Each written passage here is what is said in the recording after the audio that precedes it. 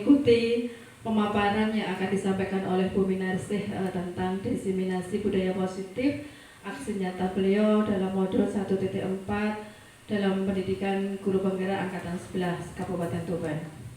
Selawat dan salam kita curahkan kepada junjungan kita Nabi Muhammad SAW, di mana kita selalu menantikan syafaatnya di dunia maupun di akhirat nanti. Amin. Allahumma amin.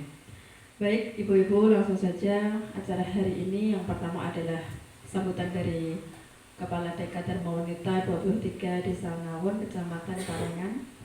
Yang selanjutnya adalah doa dan nanti langsung dilanjut dengan kegiatan inti.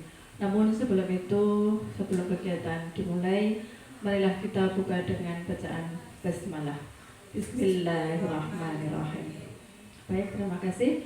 Acara yang selanjutnya yaitu sambutan dari Kepala TK Dharma Wanita 23 Desa Ngawon, Kecamatan Parengan, kepada Bu Siti Hindayati SPD. Kami persilahkan.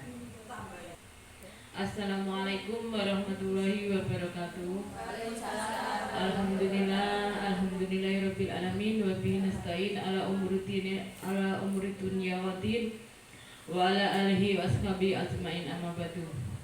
Pertama-tama marilah kita panjatkan rasa syukur kehadirat Allah Subhanahu wa taala yang mana telah memberikan kesehatan bagi kita semua, untuk kita semua. Yang kedua kalinya salawat serta salam saya haturkan kepada baginda kita Nabi Muhammad SAW dengan bacaan Allahumma sholli ala sayyidina Muhammad, Allahumma sholli alaihi. Pertama-tama terima kasih kepada ibu guru semua yang telah mengikuti sosialisasi atau paparan diseminasi budaya positif yang disampaikan oleh Bu Minarsih. Dengan adanya guru penggerak di sini, kita semua bisa menambah ilmu, bisa menambah wawasan, dan untuk kedepannya mungkin akan lebih maju lagi ya Bu ya. Dan terima kasih kepada Bu Minarsih yang telah sudi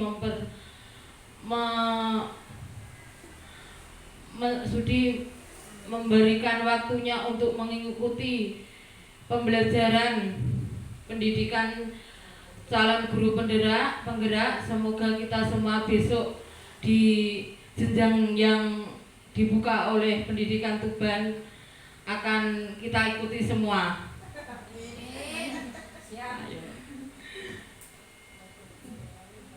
Demikian tadi sambutan dari saya, dan sekaligus kita membuka acara diseminasi budaya sosial ini pada jam 9. Saya nyatakan dibuka. Dari saya, wabillahi taufiq wal hidayah wa ridha wal inayah. Wassalamualaikum warahmatullahi wabarakatuh. Itu doa. Sejenak kita dengan kepala kita untuk berdoa semoga acara hari ini berjalan lancar awal sampai akhir. Doa akan dipimpin oleh Ibu Siti Maslohah SPD. Kepadanya kami terkasih. Assalamualaikum warahmatullahi wabarakatuh. Mari ibu-ibu kita berdoa dengan harapan kegiatan diseminasi budaya positif ini bisa berjalan lancar ke depannya. Allahumma sholli ala sayyidina Muhammad wa ala sayyidina Muhammad walhamdulillahirabbil alamin. Allahumma sholli salaman kamilatan wa sallim salaman taman ala sayyidina Muhammadin alladzi tanhalu bil uqad wa tanfariju bil qurab wa tuqta bil hawaij wa tunalu bil raghaib wa husnul khawatimah wa istasqal wa mamu fi ajril karim wa ala alihi wa sahbihi fi kulli lamhatin wa nafasin bi 'adadi kulli ma'lumin. Rabbana zalamna anfusana wa illam taghfir lana wa tarhamna lanakunanna minal khasirin. Rabbana atina fid dunya hasanah wa fil akhirati hasanah wa qina adzabannar. Subhana rabbika rabbil izzati amma yasifun wa salamun alal mursalin walhamdulillahi rabbil alamin. Wassalamualaikum warahmatullahi wabarakatuh. Acara selanjutnya yaitu pemaparan aksi nyata modul 1.4 tentang diseminasi budaya positif akan disampaikan oleh Bu Minarsih SPD. Kepadanya kami sampaikan. Baik, terima kasih Bu Siti atas doa yang telah dibacakan atau disampaikan. Baik, acara selanjutnya yaitu acara inti tentang pemaparan yang akan disampaikan oleh Bu Minarsi SPD.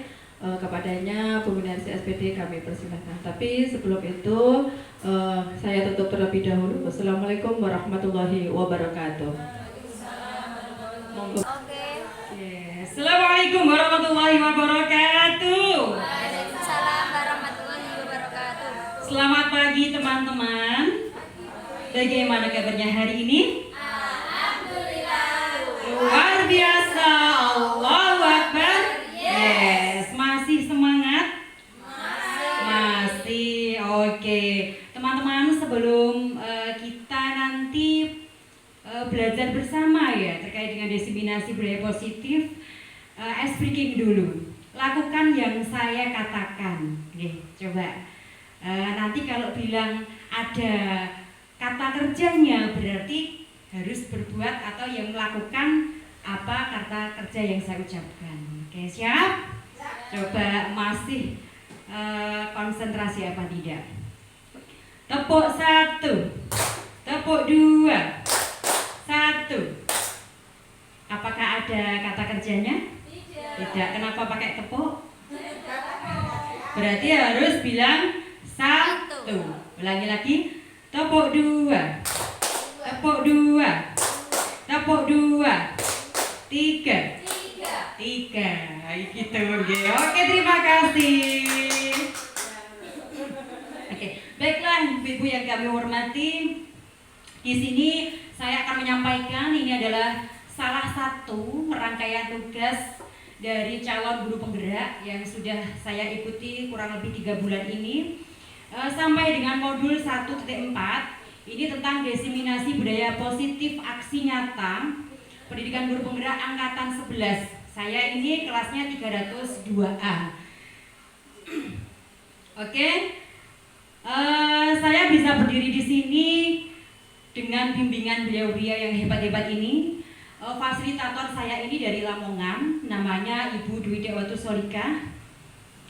Yang ini pengajar praktek dari SDN Margorejo, jadi masih sama kecamatan Parengannya. Namanya Ibu Nurul Farida Yuliawati. Nah, ibu-ibu, sebelum kita masuk ke budaya positif, sejauh mana yang Anda pahami terkait dengan budaya positif? Mungkin ada salah satu dari panjenengan bisa menjawabnya. Sebelum nanti kita belajar terkait budaya positif, saya ingin tahu sejauh mana pemahaman Anda. Monggo. Siapa? Bu Sarti? Makasih Bu Mina. Mohon maaf ya kalau nanti ada kesalahan karena sebelumnya saya juga belum tahu tentang budaya positif. Baik, menurut saya budaya positif adalah hal-hal yang baik untuk anak dalam hal yang positif, di mana anak-anak selalu berbuat baik tentang budaya-budaya di sekolah kita tersebut. Terima kasih. Terima kasih Bu Sarti. Mungkin ada yang lain tambahan? Monggo. Tidak ada. Oke. Budaya positif ini merupakan perwujudan dari nilai-nilai atau keyakinan universal yang diterapkan di sekolah. Budaya positif dapat mendorong murid untuk mampu berpikir, bertindak dan menciptakan sebagai proses memerdekakan dirinya sehingga murid mampu mandiri dan bertanggung jawab. Artinya budaya positif ini tidak dari luar atau dari eksternal, tapi murni dari dalam diri kita sendiri. Selanjutnya, konsep inti budaya positif terdiri dari beberapa bagian. Ada 7. Yang pertama, perubahan paradigma belajar, kemudian disiplin positif, selanjutnya kebutuhan dasar manusia, yang keempat motivasi perilaku manusia, yang kelima posisi kontrol guru, dan yang keenam segitiga restitusi, dan yang terakhir keyakinan kelas. Apakah ketujuh ini? Nah, ini yang pertama, pembelajaran dengan paradigma baru. Yang pertama ini, pembelajaran dengan paradigma baru merupakan pembelajaran yang dirancang berdasarkan berdiferensiasi sehingga para peserta didik belajar sesuai dengan kebutuhannya berdasarkan tahap perkembangan sesuai psikologi modern untuk mewujudkan profil pelajar Pancasila. Ada berapa elemen ibu-ibu profil pelajar Pancasila? 6. Ada yang bisa menyanyikannya? Pelajar Pancasila ada? Ayo Bu Siti, silahkan maju ke depan untuk menyanyikan. Kita biasanya kalau di jenjang TK itu suka nyanyi-nyanyi ya ibu-ibu ya. Ya mari kita menyanyikan profil pelajar Pancasila. Monggo Bu Siti.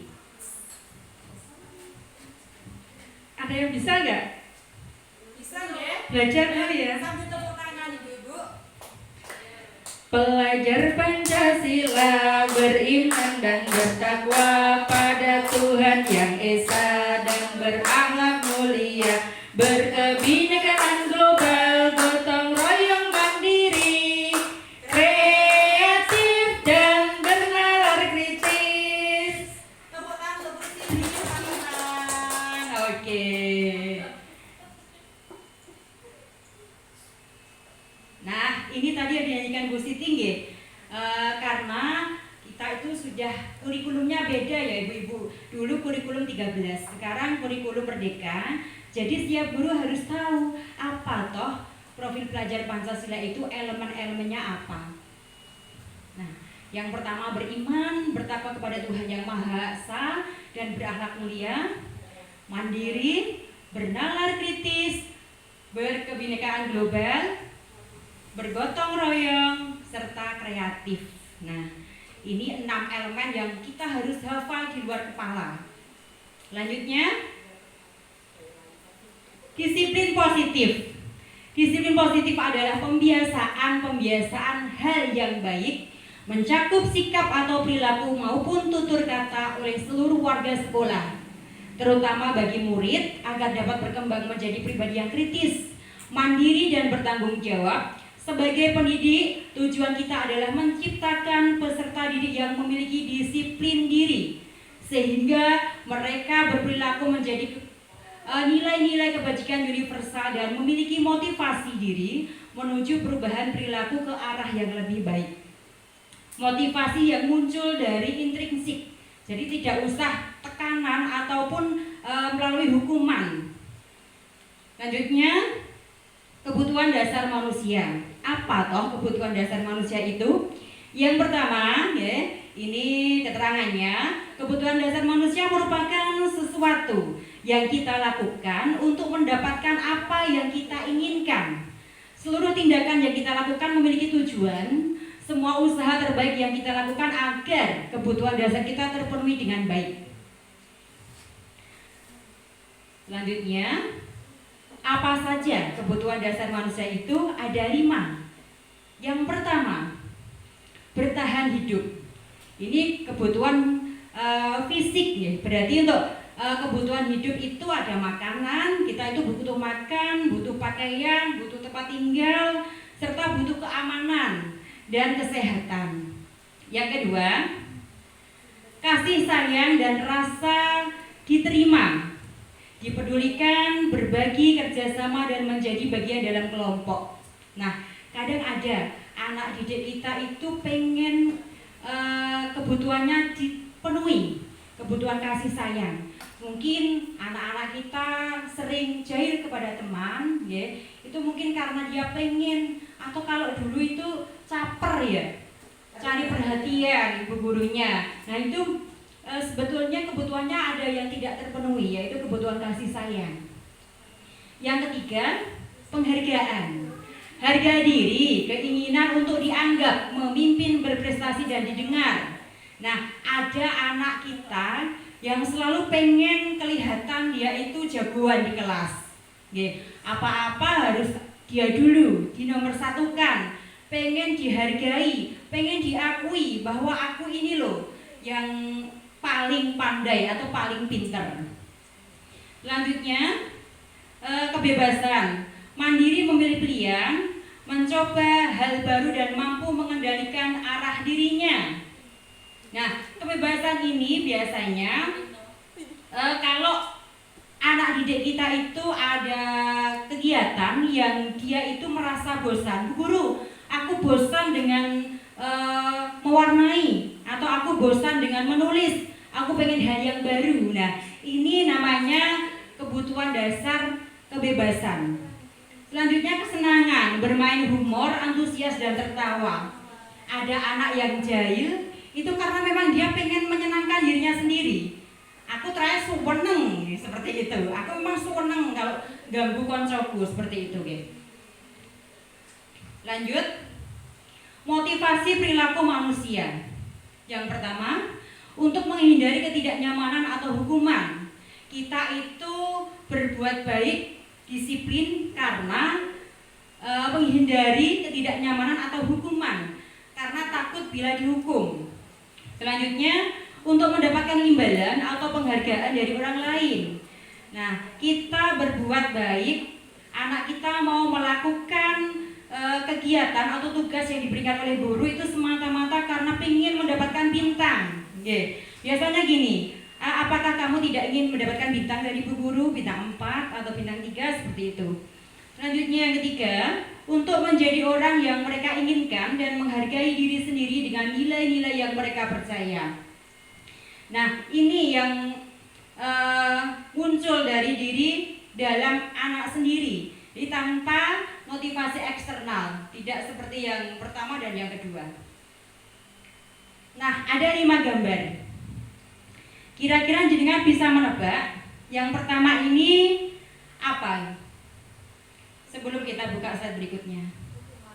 Ini hukuman diseneni ya, nggih. Coba kita buka bersama. Nah, ini posisi kontrol guru ya.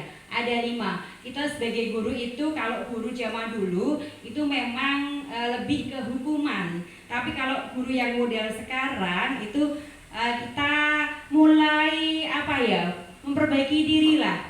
Hukuman-hukuman itu zaman dulu, sekarang kan sudah beda lagi zamannya, seperti itu.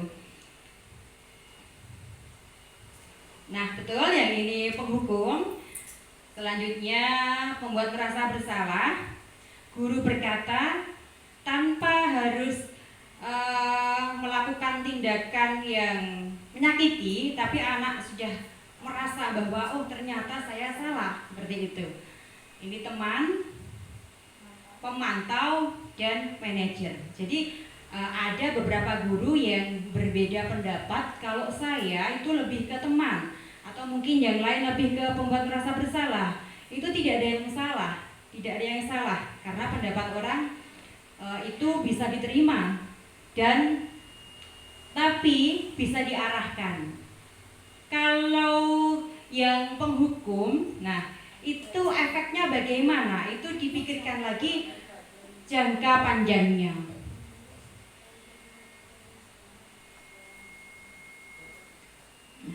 Penghukum itu yang seperti apa, ibu-ibu? Seorang penghukum bisa menggunakan hukuman fisik maupun verbal. Yang menjalankan posisi penghukum, orang-orang senantiasa mengatakan bahwa sekolah memerlukan sistem atau alat yang dapat menekan murid lebih dalam lagi. Guru-guru yang menerapkan posisi penghukum akan berkata, nah biasanya itu perkataannya lebih menekan nih, pakai tanda seru. Patuhi aturan saya, atau awas. Awas kalau kamu besok gak masuk lagi. Awas kalau kamu besok tidak pakai seragam, tidak pakai sepatu warna hitam, seperti itu. Kamu selalu saja salah. Nah, setiap ada tugas, anak ini selalu saja salah. Dan ada benarnya. Selalu pasti selalu yang terakhir selesai. Nah, ini kamu pasti selalu yang terakhir selesai.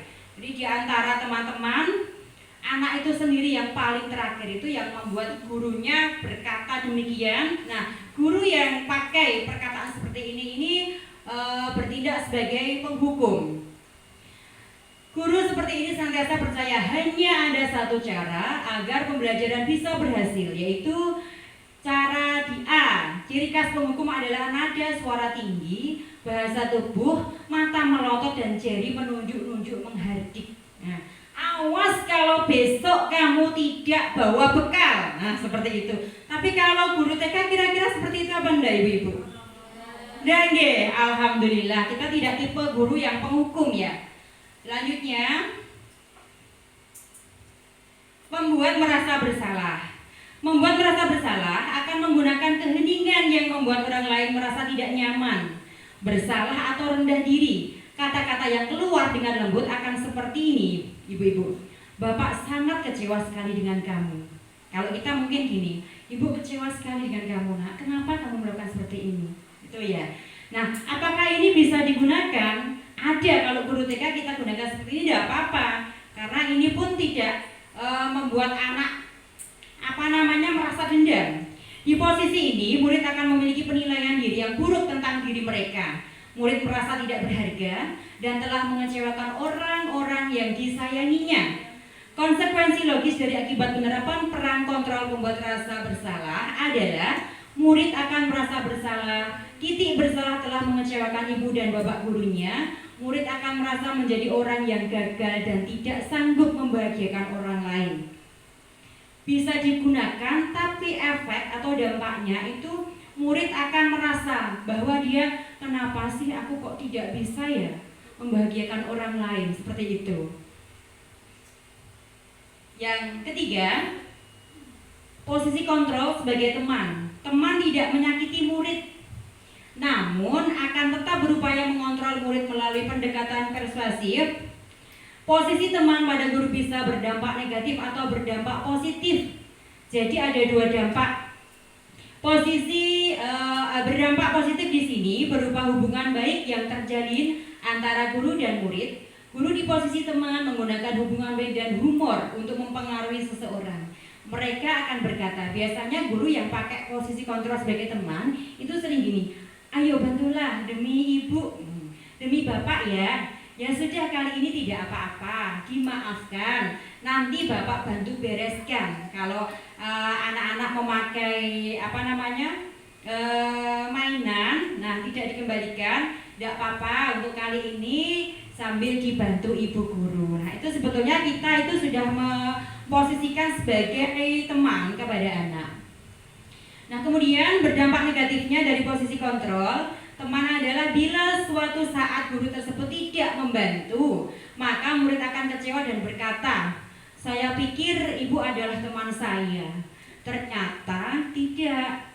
Nah kali ini karena mungkin bu guru sedang sibuk tidak bisa membantu muridnya, maka murid akan berpikir demikian, saya pikir ibu adalah teman saya, tapi ternyata tidak. Namanya apa kalau kita biasa bahasanya gaul? Bestie.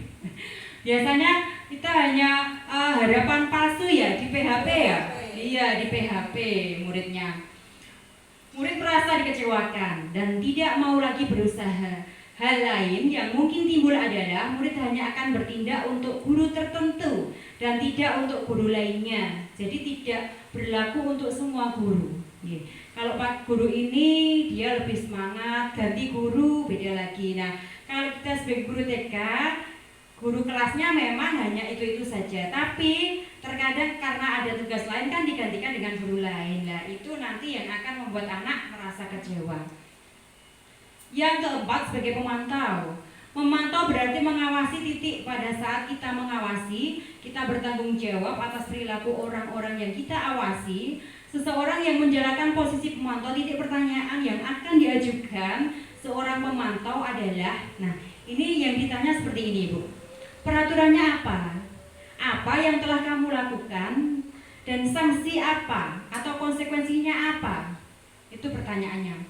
Seorang pemantau sangat mengandalkan perhitungan, catatan, data yang dapat digunakan sebagai bukti atas perilaku seseorang. Konsekuensi logis dari penerapan posisi kontrol, pemantau adalah murid memahami konsekuensi yang harus dijalankan karena telah melanggar salah satu peraturan sekolah. Guru tidak menunjukkan suatu emosi yang berlebihan, menjadi marah atau termohon merasa berbuat salah, murid tetap dibuat tidak nyaman. Tanpa diberitahu kesalahannya, hanya ditanyakan, tapi murid sudah merasa kalau memang dia itu melanggar peraturan. Selanjutnya yang terakhir adalah sebagai manajer, yaitu posisi di mana guru berbuat sesuatu bersama dengan murid, mempersilahkan murid, mempertanggungjawabkan perilakunya dan mendukung murid agar dapat menemukan solusi atas permasalahannya sendiri. Titik di sini penekanan bukan pada kemampuan membuat konsekuensi, namun dapat berkolaborasi dengan murid bagaimana memperbaiki kesalahan yang ada. Seorang manajer akan berkata, kalau kita memposisikan diri sebagai manajer, itu kita pertanyaannya apa yang kita yakini atau keyakinan kelas apa yang kita yakini kemarin. Apakah kamu meyakininya? Jika kamu meyakininya, apakah kamu bersedia memperbaikinya? Jika kamu memperbaiki ini, hal ini menunjukkan apa tentang diri kamu? Pertanyaannya seperti itu.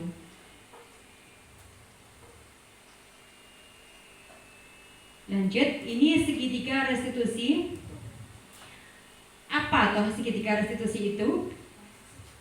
Mungkin ada yang pernah dengar apa itu segitiga restitusi? Belum ya? Belum, betul.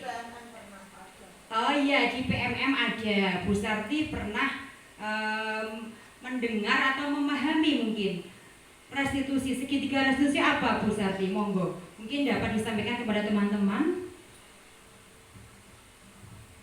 Lupa. Biasanya kalau segitiga restitusi di PMM itu ya pembelajaran mandiri itu loh Bu ya. Pertama itu mengidentifikasi masalah. Yang kedua, iya untuk validasi tindakan biasanya menanyai, memberikan pertanyaan-pertanyaan kepada si pelaku misalnya atau si indikator tersebut, indikasi tersebut. Terus yang ketiga itu kita tidak bisa menyelesaikan masalah sendiri dan anak tersebut akan mengetahui sendiri bagaimana seharusnya saya menyelesaikan masalah ini. Hanya kita sebagai pembimbing dan sebagai motivator. Ada tiga segitiga restitusi yang memang langkah-langkahnya. Apakah ini masih sesuai atau memang sudah melenceng, karena saya ini juga pelupa Bu ya. Terima kasih untuk Bu Sarti. Sudah benar, tidak salah Bu, memang benar seperti itu. Di segitiga restitusi itu ada 3. Yang pertama, menstabilkan identitas yang jenengan sampaikan tadi. Yang kedua, validasi tindakan yang salah. Yang ketiga, menanyakan keyakinan kelas. Nah, untuk keterangan segitiga restitusi itu apa? Adalah suatu proses dialog yang dijalankan oleh guru atau orang tua agar dapat menghasilkan murid yang mandiri dan bertanggung jawab. Segitiga restitusi membantu murid memiliki tujuan, disiplin positif, dan memperbaiki diri dari berbuat salah. Restitusi bukan untuk menghukum kesalahan, namun untuk belajar dari kesalahan. Jadi seorang guru itu untuk menyelesaikan masalah itu lebih baik menggunakan segitiga restitusi. Nah, yang pertama menstabilkan identitas. Apa toh menstabilkan identitas itu? Jika anak berbuat salah, maka ada kebutuhan dasar mereka yang tidak terpenuhi. Nah, tadi ada berapa kebutuhan dasar manusia Ibu? Ada yang masih ingat? Kebutuhan hidup, kebutuhan kasih sayang, kebebasan, apa lagi? Ada yang ingat? Kesenangan. Ada lagi? Ayo. Kekuasaan. Nah, ini kalau anak-anak itu melakukan yang tidak sesuai dengan aturan, maka ada salah satu kebutuhan yang belum terpenuhi. Bagian dasar segitiga restitusi memiliki tujuan untuk merubah orang yang gagal karena telah berbuat kesalahan menjadi orang yang sukses. Maksudnya orang sukses ini kok bukan sukses bisa kaya, enggak loh Ibu ya. Sukses lahir batin, sukses batinnya ya, bukan duitnya akeh, tidak. Karena ini untuk murid.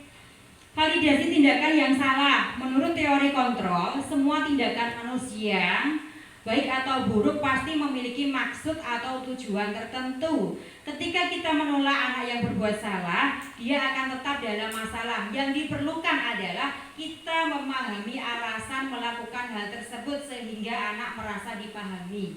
Tadi yang sudah saya sampaikan di depan, anak yang dia kadang pengen merasa disayangi, mungkin kurang kasih sayang mungkin, atau mungkin dia pengen dianggap dialah yang paling hebat, jagoan, atau dia bosan, jadi kebebasan. Saya bosan Bu belajar seperti ini. Kalau belajarnya di luar jalan-jalan Bu. Nah itu dia pengen bebas. Kemudian menanyakan keyakinan kelas. Penting menanyakan ke anak tentang kehidupan ke depan yang dia inginkan. Ketika mereka sudah menemukan gambaran masa depannya, guru dapat membantu mereka untuk tetap fokus pada gambarannya. Melalui segitiga restitusi, kita dapat mewujudkan mereka menjadi murid yang merdeka. Mereka mampu menyelesaikan masalah dengan motivasi internal dan bertanggung jawab terhadap pilihannya. Nah, yang diinginkan oleh guru, yang diharapkan oleh kita semua harusnya ini, motivasi internal. Jadi tanpa harus mendapatkan imbalan apa-apa, penghargaan, bintang, ataupun pujian, anak itu sudah bisa bertanggung jawab terhadap pilihannya sendiri.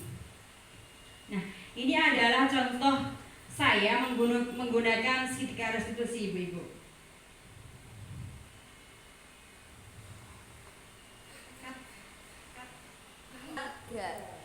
Baiklah Ibu-Ibu, berikut ini adalah saya menerapkan segitiga restitusi untuk memecahkan masalah kepada peserta didik saya. Ini Mas Izar ini terlambat ke sekolah, akan tetapi tidak seperti biasanya. Ya, jadi anak ini biasanya hadir tepat waktu, tapi hari ini dia itu telat berangkat sekolah. Coba kita simak bersama Ibu-Ibu.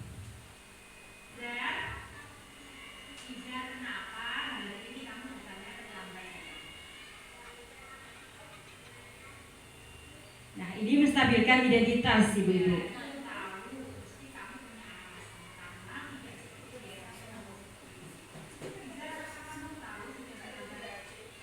Validasi tindakan yang salah, ini guru menanyakan alasannya kenapa dia terlambat ke sekolah. Nah, ternyata Izar tadi pagi itu bermain HP.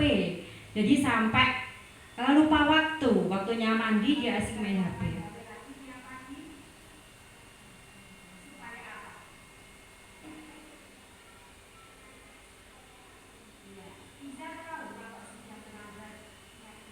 Nah, ini menanyakan keyakinan kelas yang sudah disepakati.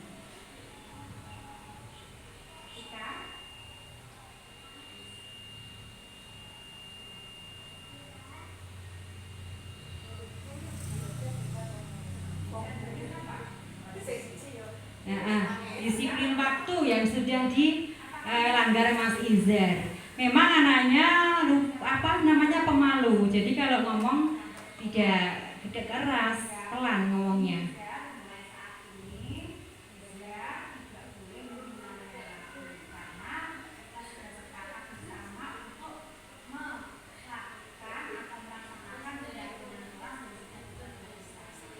Oke, Ibu-ibu, menurut panjenengan, apakah tindakan yang saya ambil ini ada yang salah atau ada yang masih kurang tepat?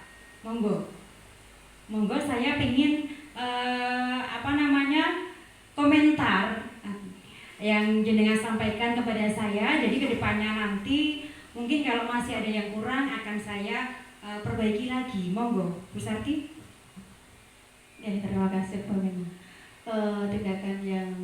Penerapan tindakan tadi segitiga yang sudah Bu Mina lakukan sudah sesuai dengan segitiga restitusi tadi, dengan menstabilkan identitas, menanyakan salah dan keyakinan kelasnya, sehingga Mas Izar tadi tahu bahwa Mas Izar sudah melanggar keyakinan yang sudah dibuat. Terima kasih.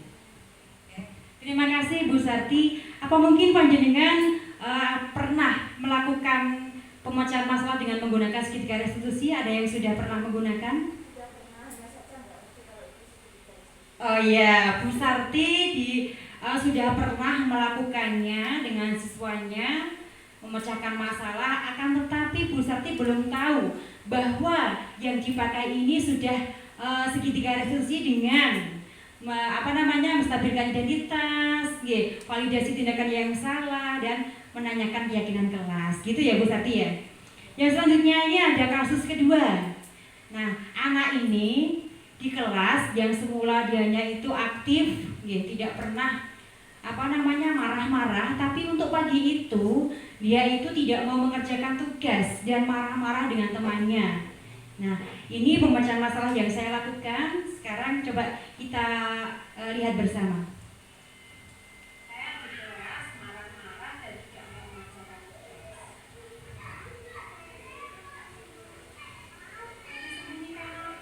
Ternyata stabilitasnya, kerawionya disembunyikan oleh Adel.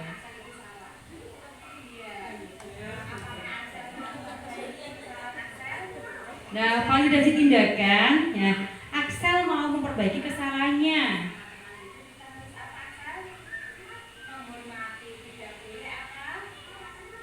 Tidak boleh marah-marah. Nah, keyakinan kelas yang dilanggar oleh Makassar ini adalah menghormati sesama teman.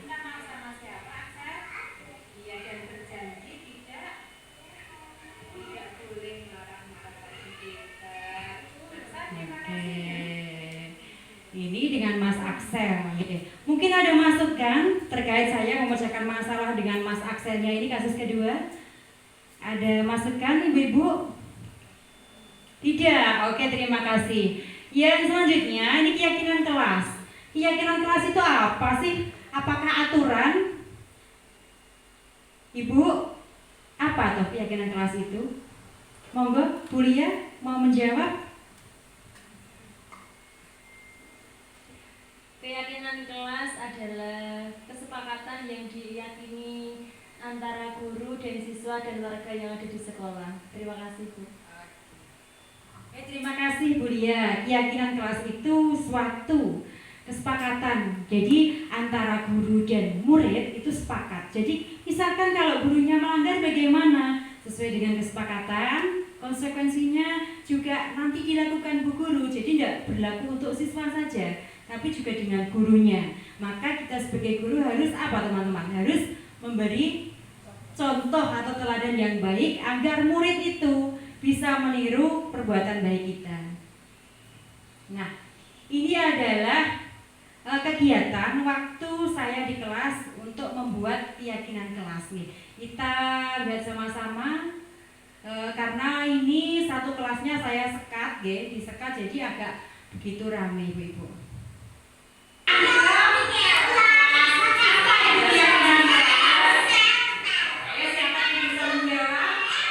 Ini durasinya agak lama.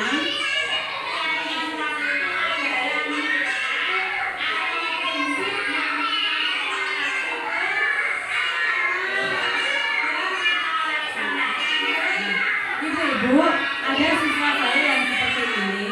Ini adalah siswa berkebutuhan khusus.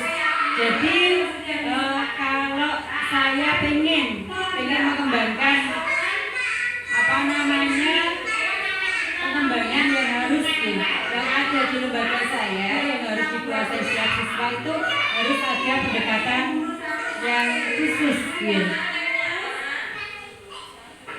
Nah, ini untuk membuat aturan dulu Ibu-ibu. Jadi sebelum kita nanti membuat kalimat kebajikan, saya membagikan post-it ini untuk membuat aturan. Jadi bedanya aturan dengan keyakinan kelas itu, kalau aturan itu masih menggunakan kata-kata jangan, tidak. Tapi kalau sudah keyakinan kelas dan kebajikan itu tidak.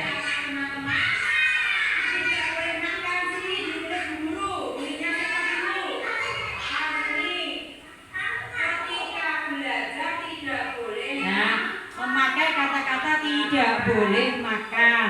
Nah, itu aturan.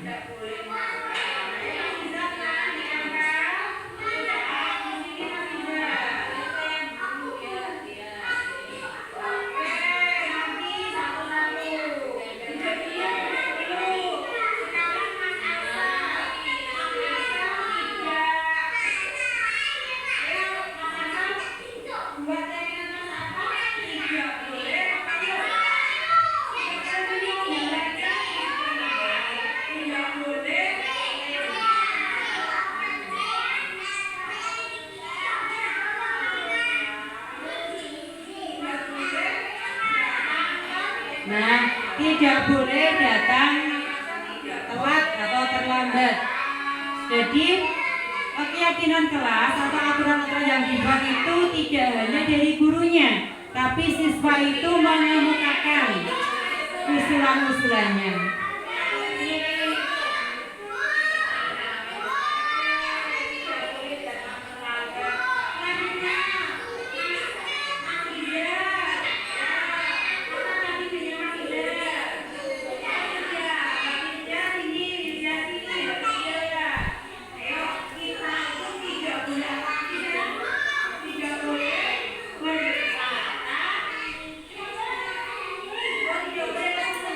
Tidak boleh berbicara ketika bu guru menyampaikan atau menjelaskan pelajaran.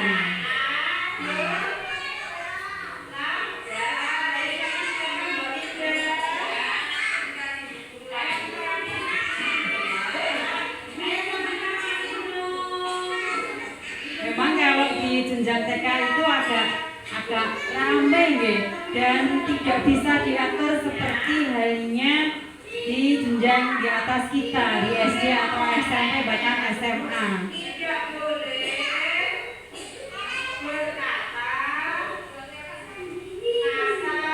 Tidak boleh berkata kasar.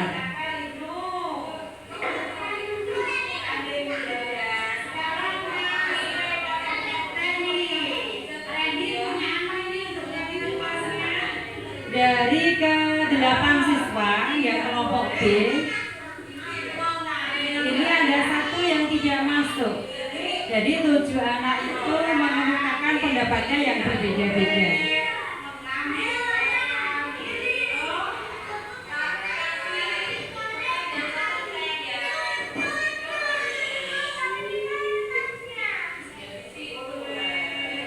Nah, ibu-ibu kalau seumpama panjenengan mau membuat keyakinan kelas, ya tidak harus seperti ini, tidak.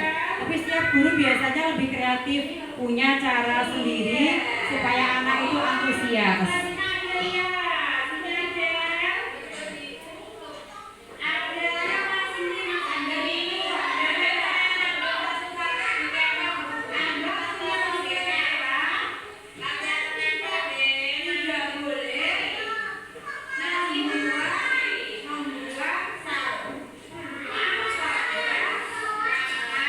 Tidak boleh membuang sampah sembarangan.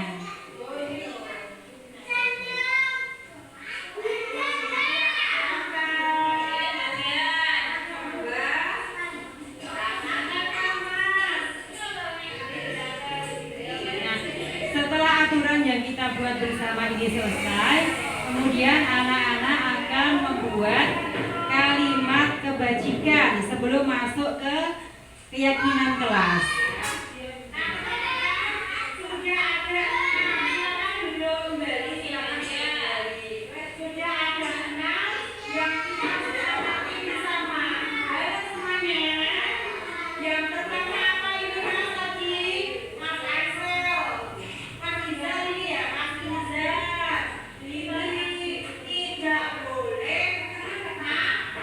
Tidak boleh makan, yang pertama disampaikan oleh Mas Izan.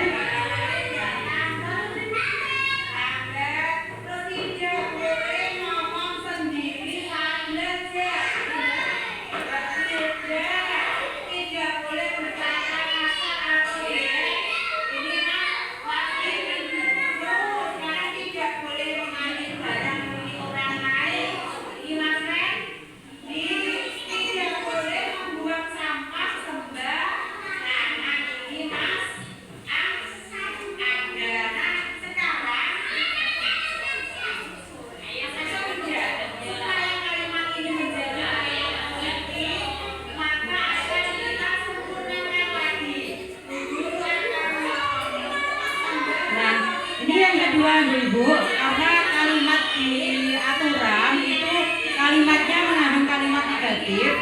Jadi yang kedua kita membuat kalimat kebajikan, ini kalimat positif.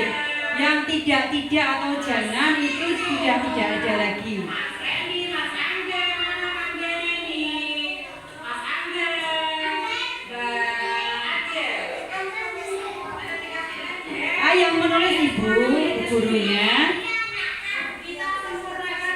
dikasih kertas anaknya membawa post-it, kemudian anaknya usul Bu, tidak boleh bicara sendiri. Lah itu Bu guru yang menulis, terus kemudian dia menempelnya. Karena mengingat anak TK belum bisa menulis, maka saya mengambil langkah seperti itu. Nah, yang kedua ini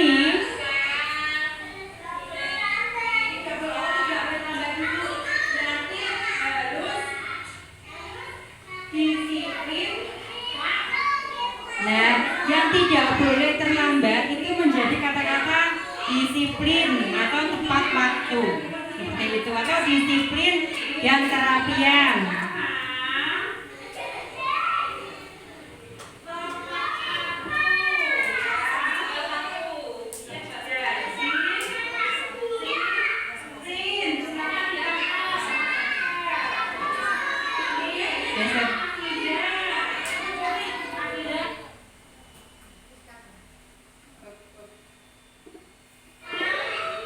Yang itu sudah membuat keyakinan kelas.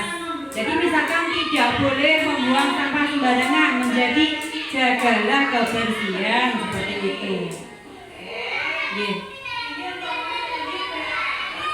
Lanjut ke Ibu ya. Dari kegiatan yang ketika saya dan anak-anak membuat keyakinan kelas, mungkin dari panjenengan ada masukan yang nanti bisa untuk perbaikan ke depannya. Monggo. Ada yang mau ngasih masukan? Apakah yang saya lakukan itu sudah baik atau belum? Monggo, monggo Bu Sarti. Saya sendiri masih shock dan baru tahu kalau memang peraturan itu sebenarnya tidak baik. Terus bagaimana untuk selanjutnya, seperti tata tertib, peraturan di sekolah, itu harus semuanya dirombak dari awal untuk menyesuaikan dengan perubahan zaman seperti ini, Bu. Oke, terima kasih atas pertanyaan Bu Santi yang sangat bagus sekali. Bagaimana dengan aturan atau tata tertib? Apakah dirombak seperti aturan yang sekarang? Nah, gini, yang namanya aturan atau tata tertib itu kalau kita melanggarnya itu ada hukumannya, dan hukuman itu tidak muncul dari dalam kita sendiri. Kita menyadari bahwa kita salah, tapi karena kita takut akan hukuman, maka kita mentaati peraturan tersebut. Seperti itu jawabannya Bu Sarti mungkin.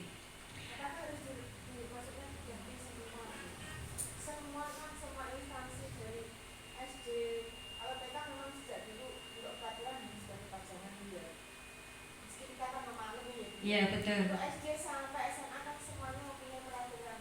Apakah semua aturan itu harus diganti dengan semua keyakinan? Nah, mungkin gini, kalau menurut saya, pemahaman saya, aturan apakah diganti? Nah, itu kita buat yang namanya keyakinan kelas. Nah, nanti keyakinan kelas itu dampak positifnya tanpa kita itu memberi hukuman, tapi anak tahu ini tidak harus kita lakukan. Kalau saya ini melakukan ini, maka saya akan melanggar keyakinan kelas dan harus ada konsekuensi yang harus saya tanggung atau saya laksanakan. Seperti itu. Jadi intinya kalau hukuman itu tidak muncul dari dalam diri anak, artinya kita melakukan ini, kita datang sebagai guru ya, kita datang sebelum jam 7. Intinya karena kita ada namanya fingerprint, mungkin seperti itu.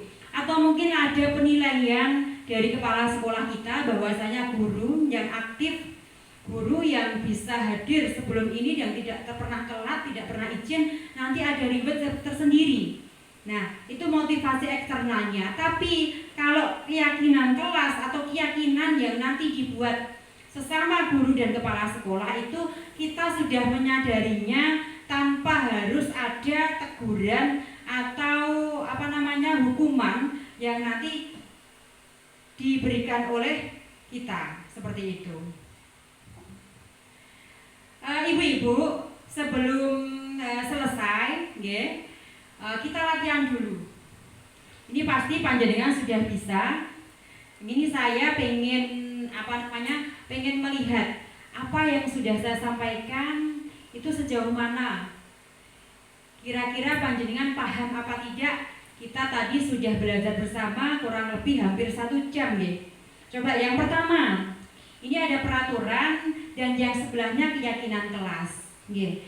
Selalu kembalikan buku ke tempatnya. Nah, kira-kira keyakinan kelas yang pas ini kata-katanya bagaimana, Ibu? Kata-kata kebajikan atau nilai kebajikan. Monggo. Yo. 1 2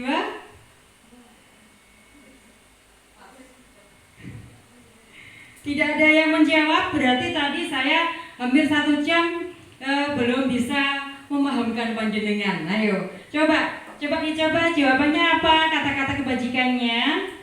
Monggo. Maksudnya gini, misalkan jangan membuang sampah sembarangan. Itu kata-kata kebajikannya, jagalah kebersihan. Kalau tidak boleh datang terlambat, berarti disiplin waktu. Seperti itu, Bu Sarti. Jadi keyakinan kelas itu kata-katanya lebih ke apa namanya ya? Lebih halus lagi. Kata-kata kebajikan lebih positif. Kita lihat ya, yang pertama. Tanggung jawab. Selalu kembalikan buku tempatnya, ini kata-kata kebajikannya tanggung jawab. Nah, kalau kita mau membuat keyakinan kelas itu memakai kata-kata kebajikan ini. Dilarang mengganggu orang lain, menghormati orang lain dan diri sendiri. Hadir di sekolah 15 menit sebelum pelajaran dimulai. Kata-kata kebajikannya menghormati orang lain dan berkomitmen, atau tadi disiplin waktu juga boleh. Dilarang melakukan kekerasan, keselamatan, menghormati orang lain, bergantian atau menunggu giliran, menghormati orang lain dan kesabaran. Jangan berlari di kelas, keselamatan, keamanan, kepedulian. Nah, ini maksudnya jangan berlari di kelas. Kenapa kok keselamatan? Otomatis nanti kalau anak ini jatuh, artinya keselamatan, nggih. Lanjut. Nah, latihan yang kedua, pernyataan. Ini tadi 5 kontrol. 5 kontrol kita sebagai apa ya? Nah, jenengan kira-kira masih ingat apa enggak? Saya kecewa sekali dengan kamu. Kira-kira kita itu sebagai apa posisinya? Merasa bersalah dari Bu Ika. Kita coba. Ya, pembuat merasa bersalah. Tepuk tangan untuk Bu Ika. Yang kedua, kamu tidak pernah benar melakukannya. Penghukum. Oke, betul. Ayolah lakukan demi ibu. Teman. Apakah kamu ingin mendapatkan stiker bintang hari ini? Memantau. Bagaimana kamu bisa menyelesaikan masalah? Manajer. Kamu selalu yang paling terakhir. Hukum. Iya, penghukum. Nah, ini contoh keyakinan kelas. Seperti ini. Menjaga kebersihan sekolah, berdoa dan aktif dalam belajar, menghormati guru dan teman, angkat tangan jika ada yang mau ditanyakan. Nah, apakah harus seperti ini? Tidak. Otomatis setiap guru itu punya kreativitas masing-masing dan tidak harus terpaku dengan apa yang panjenengan dapatkan atau mungkin apa yang saya sampaikan. Tidak harus seperti ini. Ini sesuai dengan kesepakatan yang dibuat bersama-sama antara siswa dan guru.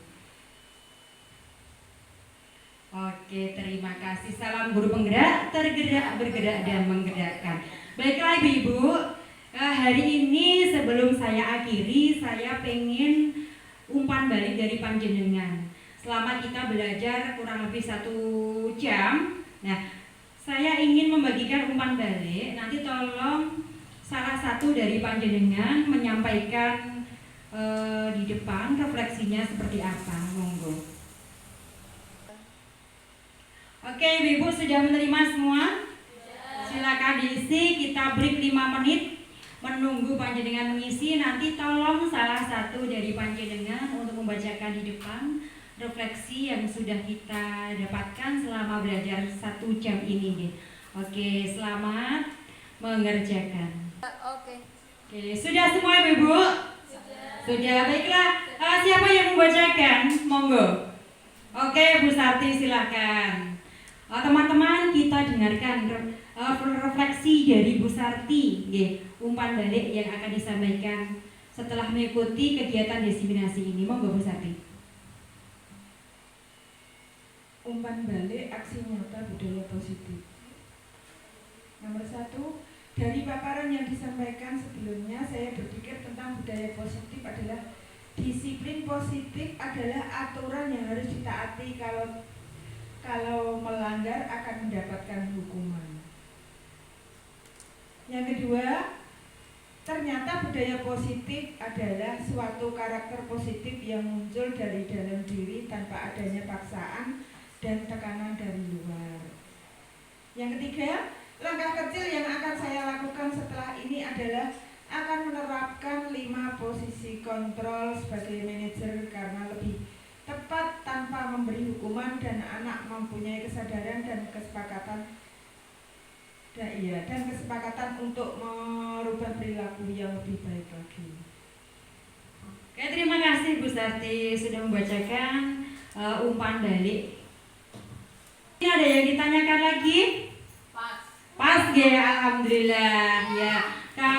Saya ucapkan terima kasih kepada panjenengan yang sudah mengikuti kegiatan diseminasi budaya positif aksi nyata modul 1.4 pendidikan guru penggerak angkatan 11 Kabupaten Tuban ini. Semoga apa yang sudah saya sampaikan bisa bermanfaat untuk panjenengan dan untuk saya pribadi, dan kedepannya kita bisa membenahi agar lebih baik lagi. Terima kasih atas kehadirannya dari saya. Apabila ada kurang dan lebihnya atau mungkin kata-kata saya yang kurang berkenan atau salah, saya mohon maaf yang sebesar-besarnya. Dari saya sekian, wabillahi taufiq wal hidayah. Wassalamualaikum warahmatullahi wabarakatuh.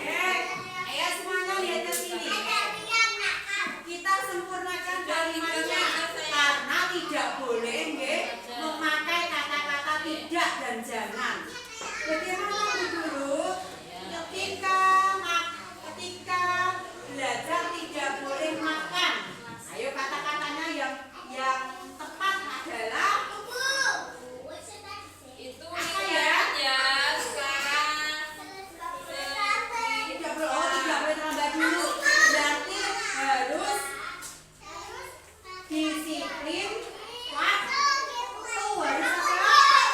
Disiplin waktu. Ya ini Mas ini dulu, Mas Aksa dulu sini Mas Aksa. Nih, yang pertama tepat waktu ya. Jadi disiplin. Siapa di atas? Mas Aksa. Nih, sekarang Mas Iza.